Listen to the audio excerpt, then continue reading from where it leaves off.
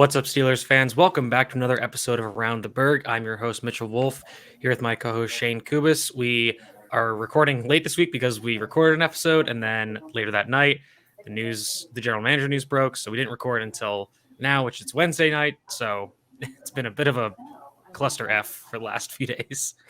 Yeah, and for those looking right now on the YouTube, especially or anything, you'll notice a different background. I'm currently visiting my family in enemy territory in Maryland right now. But I wanted to make sure I came on and talk about the news. So yeah, we had to get this in just because obviously this is a major announcement, and we talked about it on the episode we did record, but we talked about it in the sense of they're probably going to announce it next week, and then of course a few hours later the news got leaked. Like we said before, Brandon Hunt, Omar Khan, Andy Weidl, Doug Whaley, John Spytek, and Ryan Cowden all are in second interviews.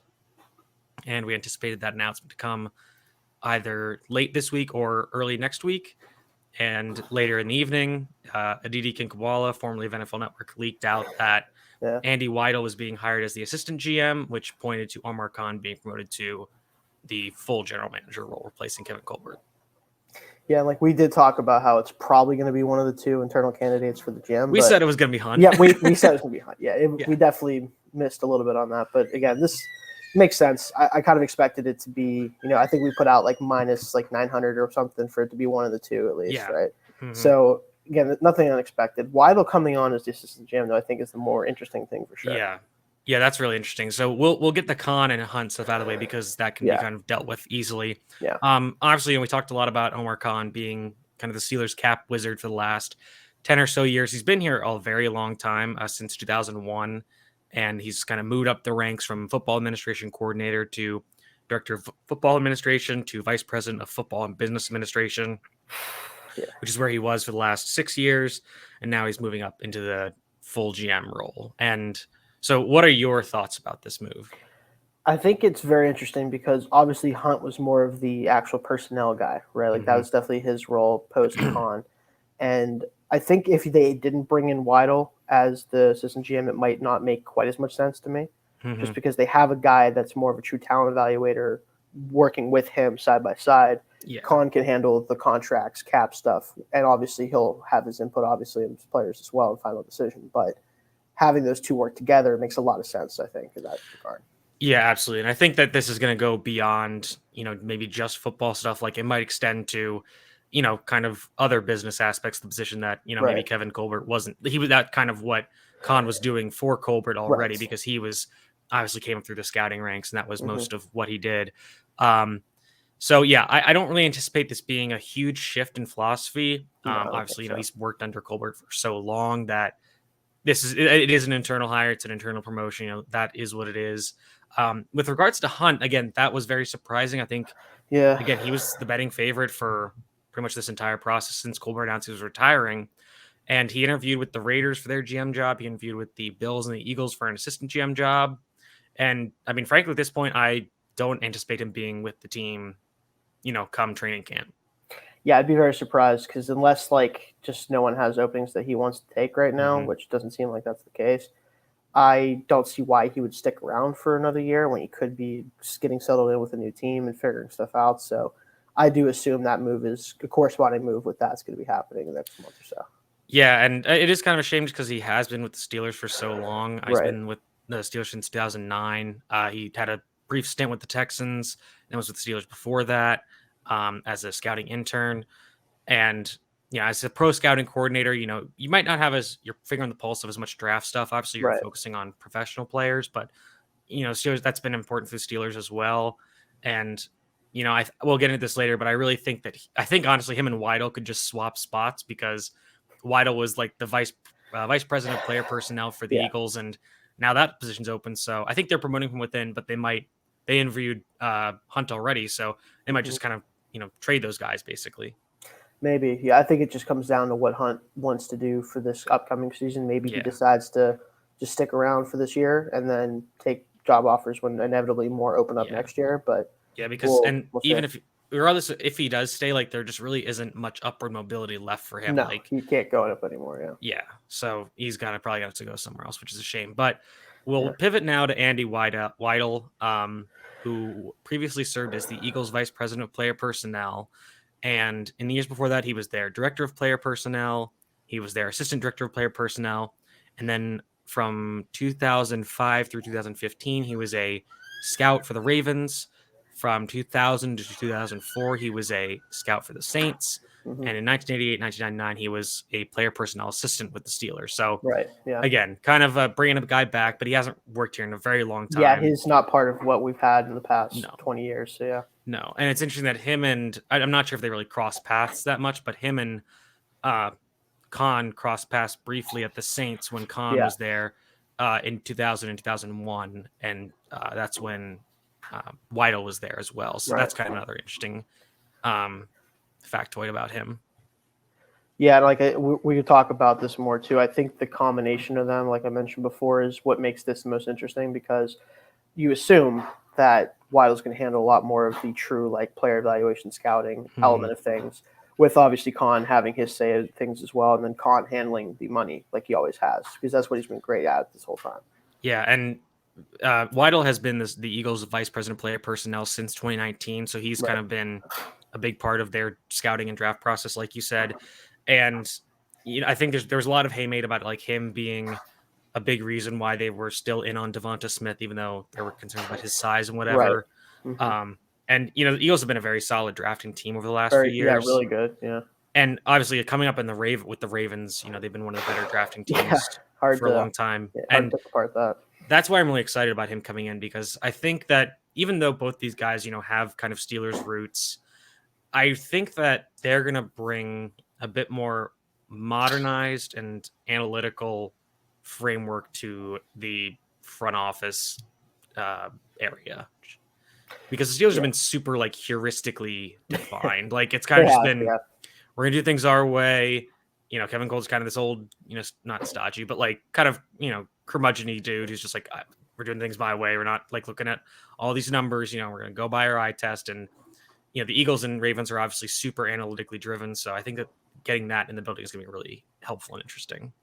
Yeah, and I think that's kind of like adding that element to the Steelers front office that we haven't had ever. I mean, Colbert's been here for the past 20 years, so at least since then, like, as successful as he's been for the most part, obviously, there has been moments where we've maybe missed out on certain players or certain players that we could target a free agency too that this team just doesn't do, right? Like we just haven't seen him attack that in that way. And one of the things I'm hoping is an emphasis towards the trenches a little bit more. Yes. I know Weidel's very, like the Eagles in general, but with Weidel being there too, like they really hit the trenches hard. And that's obviously probably the weakest part of our offense, at least for sure right now, is the trenches. Trying to get more guys in here the next couple of years will be huge.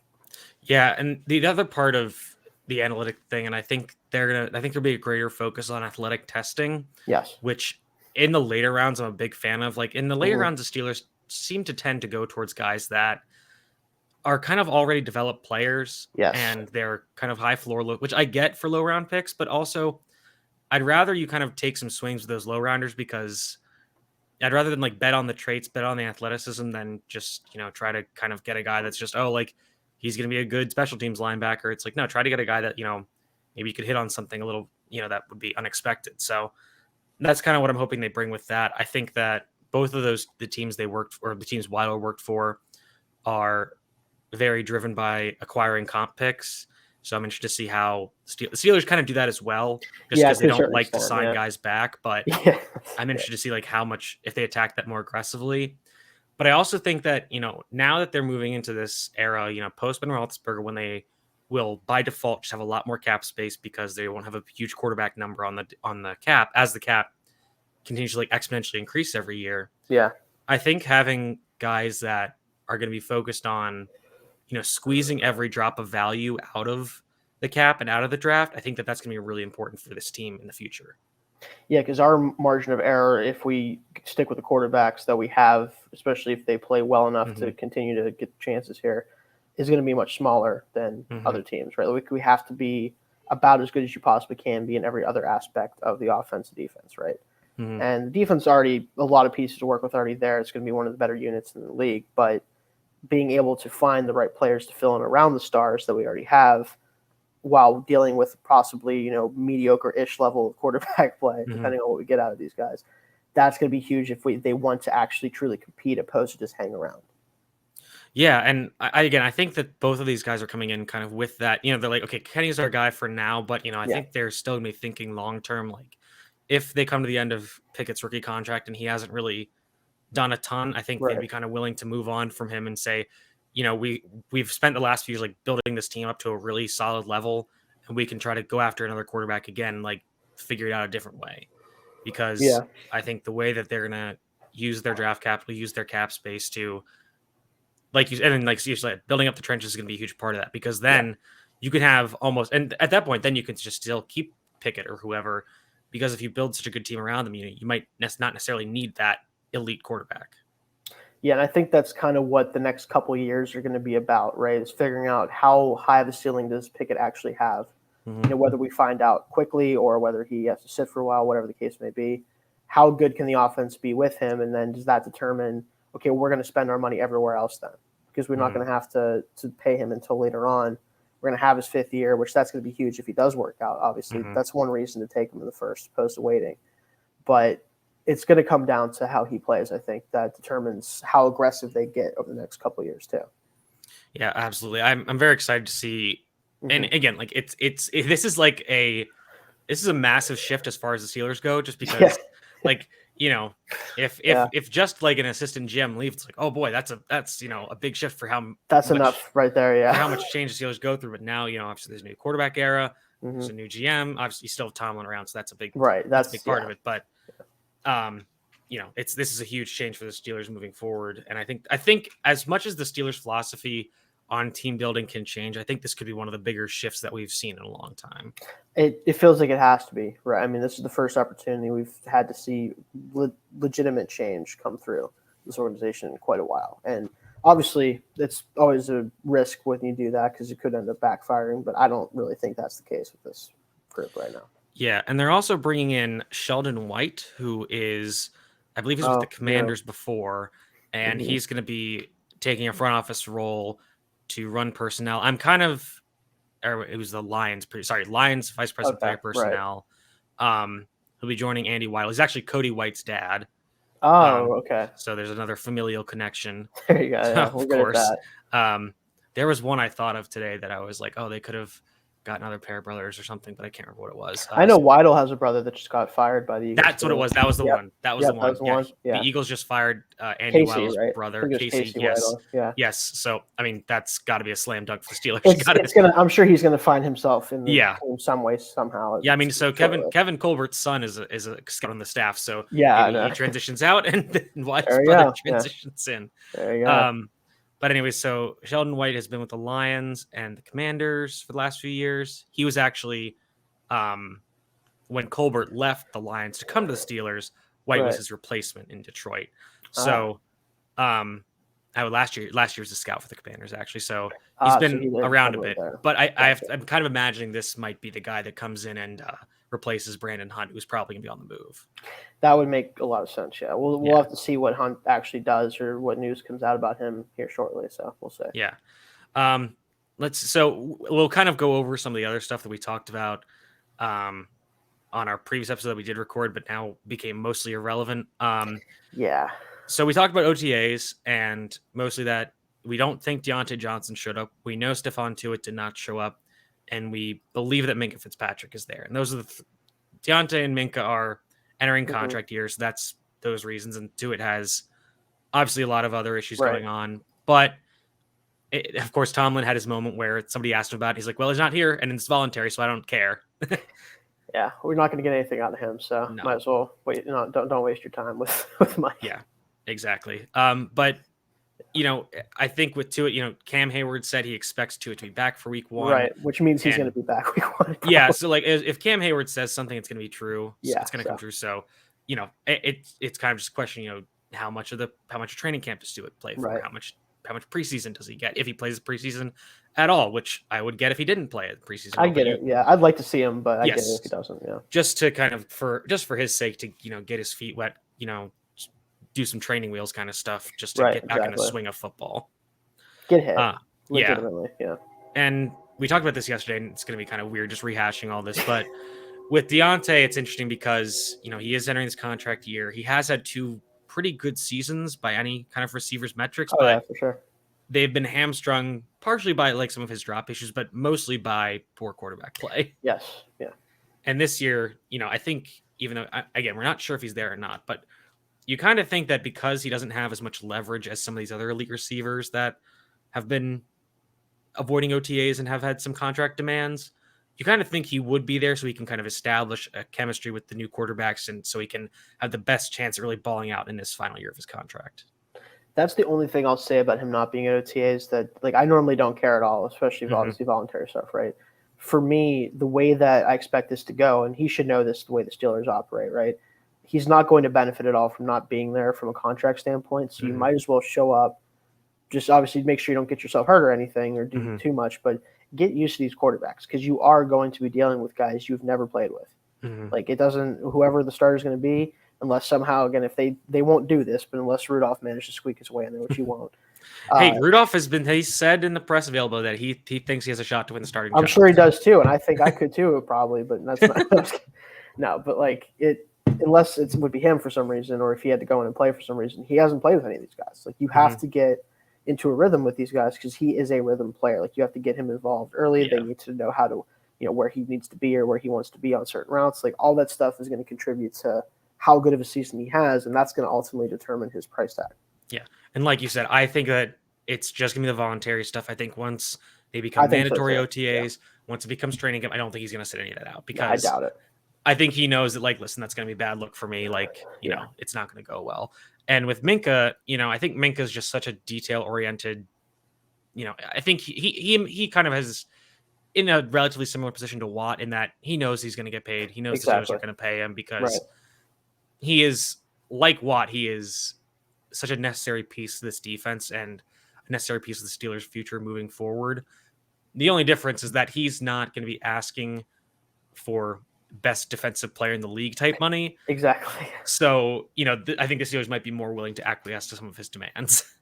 Exactly. And I think, like, for him, there's no concern on his end. Like you said, he has no reason to think otherwise that he won't be. If he isn't the highest paid safety, it's only going to be because he was willing not to be. Like, they're going to pay him what it takes to get him on the field, long term for them. And I just, like, we talked about this too before now we had to record. It really, I think the only thing that's going to change what the dollar amount might end up being is if Bates ends up signing, which I don't think he will. Yeah, that Jesse Bates situation with the Bengals is very strange. Yes, I agree with you that I don't think that deal's going to get signed, so they can both be patient. I don't think it'll go down to the wire like Watt did. I doubt it. Where it's the weekend. I think it was the Thursday of the game. Yeah, when it got signed. I don't think Minkah's going to have to go in and be like, listen, I'm signing the deal. Yeah, I think this will be done before training camp, honestly. But just something to keep an eye on. The other thing we talked about a little bit was Chris Sims's quarterback rankings. Yeah. He had Kenny Pickett at 39 out of 40 quarterbacks going into the year, which we both agree that it's dumb for him to rank rookies anyways. Yeah, just don't rank the rookies because none of them except for Pickett even probably has a legitimate start or chance to start the season off anyway. So, like, I would just pretend they're not even in the NFL until I see them play a little bit. He just needed to get a shot in at Drew Lock, who's number 40. So yeah, that was like, I understand because, like, he's not good, but, like, that was harsh, man. Yeah, like, that's tough to be the last guy. Yeah. Especially behind a guy who hasn't taken a single NFL snap. Exactly. That's why, just don't rank him, make him 39 and just do 39 quarterbacks. And I feel like, a lot of Chris Sims's content is, it's just baiting. And I'm sure a lot of Steelers fans took the bait and they're just like, what is this? Like, he's so much better than these other guys. It's like, well, we don't know. So we don't know for sure. No. Yeah, which, again, that's very fair. And then he put Trubisky 27th, and he was right behind Jameis, right ahead of Marcus Mariota and I think Tua and Jared Goff. Which I think is fair. It's fair for him. I mean, we talked to, like, I think Goff's a little bit disrespected at 30. Because, like, not that I'm a big Goff guy, and I said this the other day, but he's probably at least, like, closer to 20 than 30, if we're being honest. Like, and if you put him in, like, in a vacuum, he's probably closer to, like, 20. I feel, I mean, like, and with Jameis, it's so hit or miss. Like, I don't know what to do with Jameis but he anymore. could just, completely flame out again. But I think Trubisky, I think because of just how bad, I mean, look at how the Bears were this last year with Justin Fields and Matt Nagy. Like, Matt Nagy was just so clueless with how to run an NFL offense.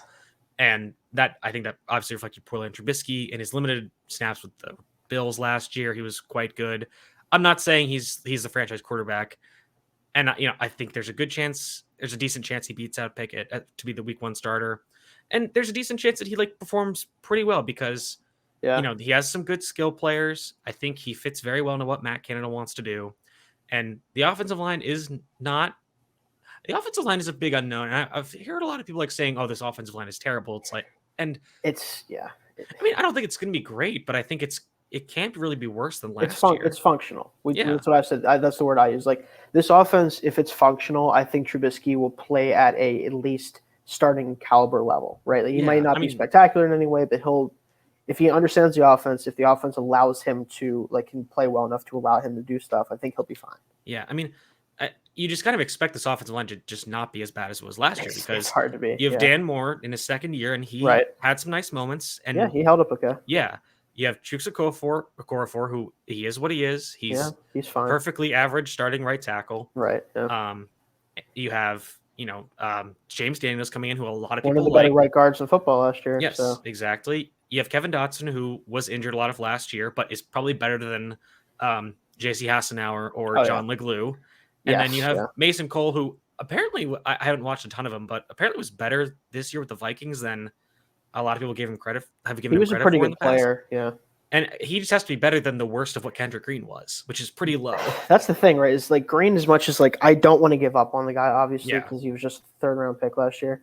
But I don't think people really appreciate just how bad he was at times last year. Yeah. Just having a replacement level starting caliber player is a pretty significant upgrade, right? And Cole could be better than that, honestly. It just depends on how he acclimates to the team. And I think the guys around him, too, the 2 guards being there with him, will make him probably at least be as good as he was with Vikings last year because those are better players than he's played with before. Yes, absolutely. Yeah, so I'm not saying this offensive line is going to be world beaters, but I think they can be league average or the 20th best offensive line. 20th best offensive line with this group of skill position. I think they'll be fine. I think that'll be fun to watch. And like we've said this whole offseason with this offense, if you can't be good, be weird. And I think that's exactly what Matt Canada is going to do. I hope so. I mean, drafting Asst in the 4th kind of gives me that impression that he wants to do some interesting stuff with different guys. So. Yeah, and we'll get into it in our next episode, which will be in 2 weeks. But we're kind of going to dive into the stats of the offense and kind of try to predict what the offense is going to do based on the numbers. But we're going to save that for later because obviously it's a long summer. We want to spread out the content. A little bit, yeah.